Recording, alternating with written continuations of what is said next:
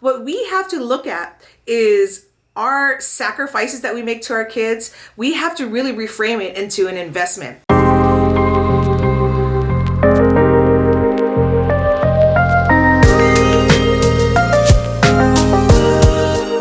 Alrighty, fam, welcome back. Where the heck am I? So I'm on this like 1 or 2 day transition period where I'm moving my studio from my room to another room that's just like its own studio. If you guys didn't realize, like the whole studio that I've been filming in this whole time is literally the space next to the bed that I sleep in. Yeah, really great. We made it look really nice, but it's fucking next to the bed I was sleeping in. So now I have my own space, so we're just kind of replicating the same background, but it's taking a few days. So it's a little dark. I hope you appreciate that. But today's topic is actually coming from a great spot. Let me jump into it. Today what I'm going to be talking about is the parenting sacrifice versus investment. All right, it's really a reframing of this, and it was inspired. I didn't have this on my list of things to talk about, but it came through when I saw an email that came through from a friend's son this past Monday. So just a quick little backstory. I've got friends from all over the world, guys, different races, religions, genders, social classes, and different language speaking. I'm a popular girl, right? I'm just kidding.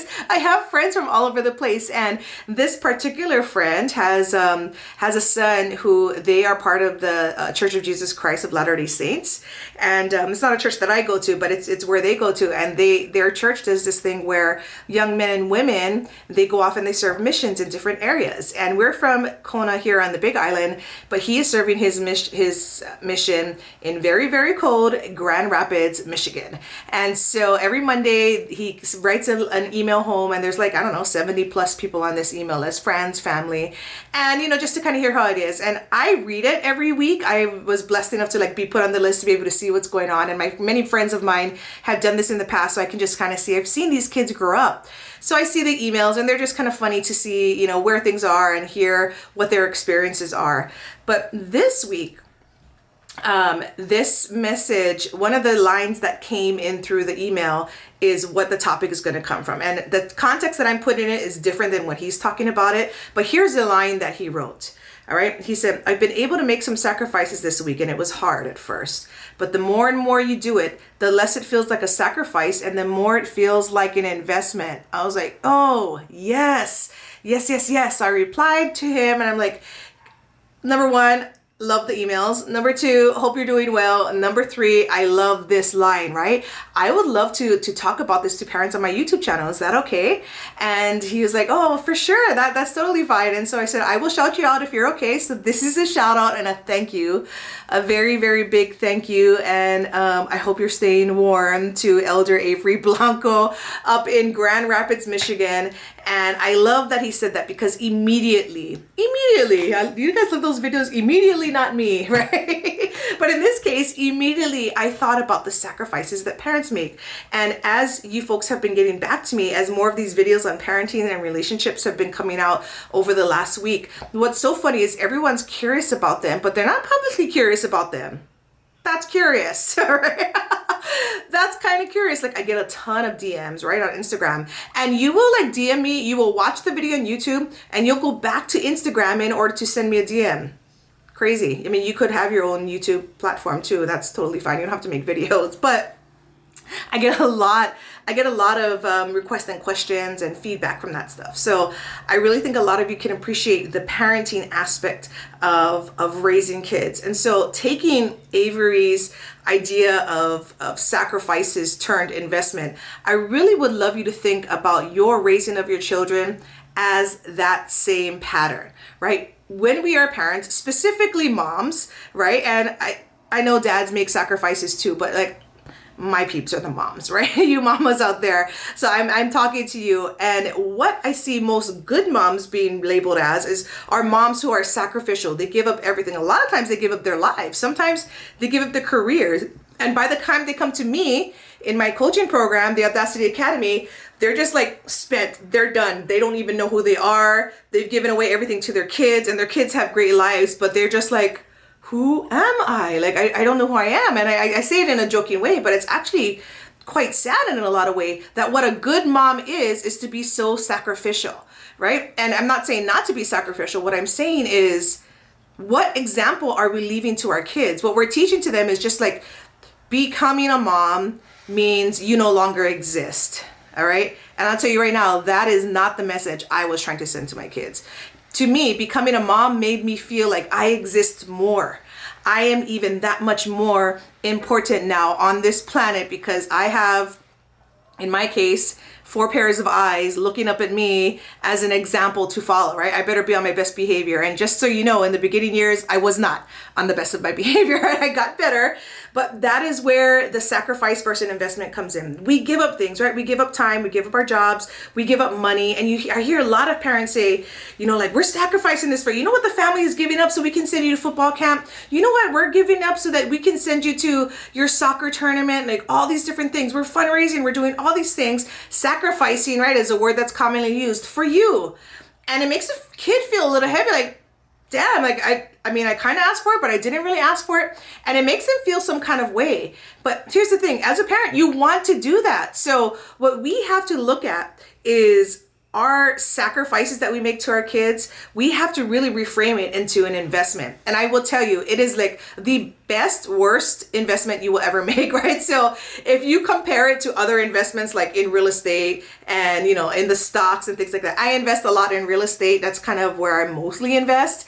And we will not buy a house unless we're going to get some kind of good return on it, whether it's in the form of monthly cash flow from tenants or whether it is in like I can rehab it and then sell it and have a profit. We're not going to do the deal unless there's money to be made on the deal, right? We're not going to invest in something that is not going to make us money. But with our kids, we're going to invest over and over and over and over again with no expectation of a return. And here's the thing, we get a return, but the return is not for us.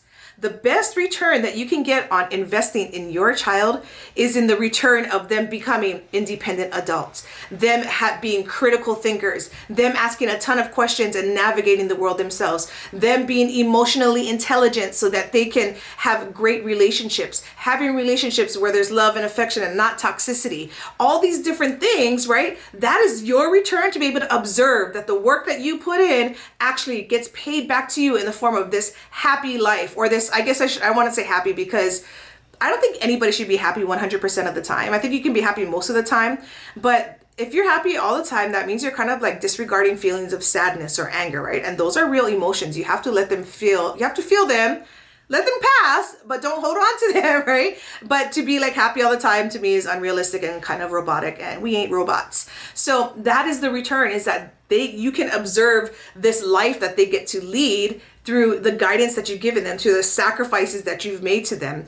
And more, as you do it for years and years, just like Avery said, it no longer feels like a sacrifice, but instead an investment. How beautiful is it that we can take something that has taken so much from us in a lot of ways, in money, in time, in anger, in emotions, you know, in all these things, right, in our children, and just feel so good to get nothing in return. It is the craziest investment that I have ever made, and it is the best return on investment I have ever gotten.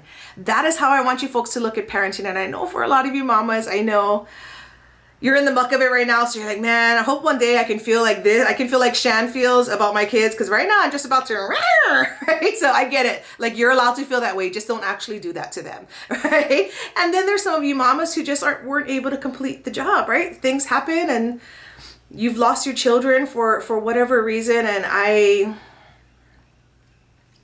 can't even imagine what that's like. I'm not even going to start to try and articulate what that can feel like. Just know that I see you and I feel you, and I through my sacrifices for my children, I can think of your child in that way too, and do for my children and help them to live in a way that maybe your child could have done too, right? I want all of you sisters, all of you mamas out there, all of you women to really be able to realize what our pull is on our children's lives, right? And of course, their daddies, their dads definitely play their own role. I really got to get my husband to start his own channel. I don't know, he's the best role model in a lot of ways. He knows how to girl dad. I don't know about boy dad. But anyways, what I was going to say say is that we really have such a great role. Let's not mess it up, right? Let's not pass down toxicity. Let's not do things that are actually going to tear our daughters down, but are going to build them up, so that my business, the Audacity Academy, where I help women to find themselves after motherhood has stripped them of everything, that my business actually goes out of, whoever wants their business to go out of business. I don't want my business to go out of business per se, but what I would love is to see a majority of women not need to use my business, because they were raised by women who showed them what it was like to be on a journey of wholeness, and to watch their moms really come into their own and find their authenticity. That is what I want the future generations to go by their moms learning how to do that, and how to show them how to do that over the years, as opposed to just stripping away of themselves and not having anything left, and then needing to come and see me at the academy. Okay, I want to see you ladies. The academy is opening up in a couple of months again too, just so you know. I'm going to drop that right there, but this has nothing to do with that. I want to see a new generation of women like get to those places that we've been trying to get to for years. And I know they can, with mamas like you on their side. So I hope today's message was helpful to you. Remember, the sacrifices you're making are an investment, and the return that you will get, dividends are paid out forever. So remember it that way, reframe it that way, and you can actually, really enjoy the journey more than maybe you could have before. Anyways, that's all I have for you ladies today. I will see you on the other side, and until then, keep evolving, sisters. Bye.